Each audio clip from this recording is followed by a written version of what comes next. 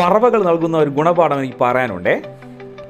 ക്രിസ്തുവിൽ പ്രിയരെ, FLBFM TV ചാനലിലെ കഥയിലെ സന്ദേശം എന്ന പരിപാടിയിലേക്ക് ഏവർക്കും സ്വാഗതം. ഞാൻ റവറൻ സാലിൻസ് എസ് ദാസ്.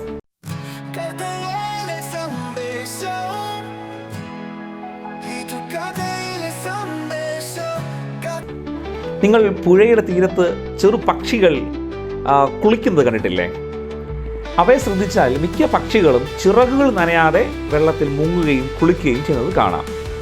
ചിറക് നനയാൻ അവർ ഒരു കാരണവശാലും അനുവദിക്കാറില്ല. കാരണം അവർക്ക് പെട്ടെന്ന് നനഞ്ഞ ചിറകുമായിട്ട് പറന്നു പൊങ്ങുവാനായിട്ട് കഴിയുകയില്ല. അതുകൊണ്ട് തന്നെ അവർ ചിറകുകളെ ഉയർത്തിപ്പിടിച്ച് വെള്ളത്തിൽ മുങ്ങുകയും ഒത്തിരി സമയം അവരുടെ സമയം ആ വെള്ളത്തിൽ ചെലവിടുന്നതായിട്ട് കാണാം. ഒടുവിലായിട്ട് അവർ കുളി കഴിഞ്ഞതിന് ശേഷം നനയാത്ത ചിറകുകൾ ഉപയോഗിച്ച് പെട്ടെന്ന് ആകാശത്തേക്ക് മാനമുട്ടെ പറന്നു പൊങ്ങുന്നതായിട്ട് ഈ കിളികളെക്കുറിച്ച് നമുക്ക് കാണാൻ കഴിയുന്നുണ്ടല്ലോ.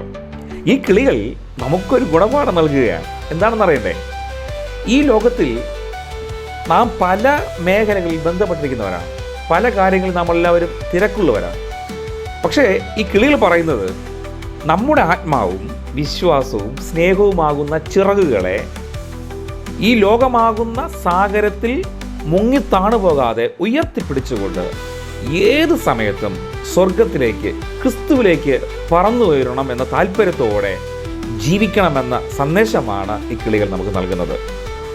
അതിനായി ദൈവം നമ്മെ അനുഗ്രഹിക്കുമാറാകട്ടെ. ഏവർക്കും ഒരു ശുഭദിനം നേർന്നുകൊള്ളുന്നു.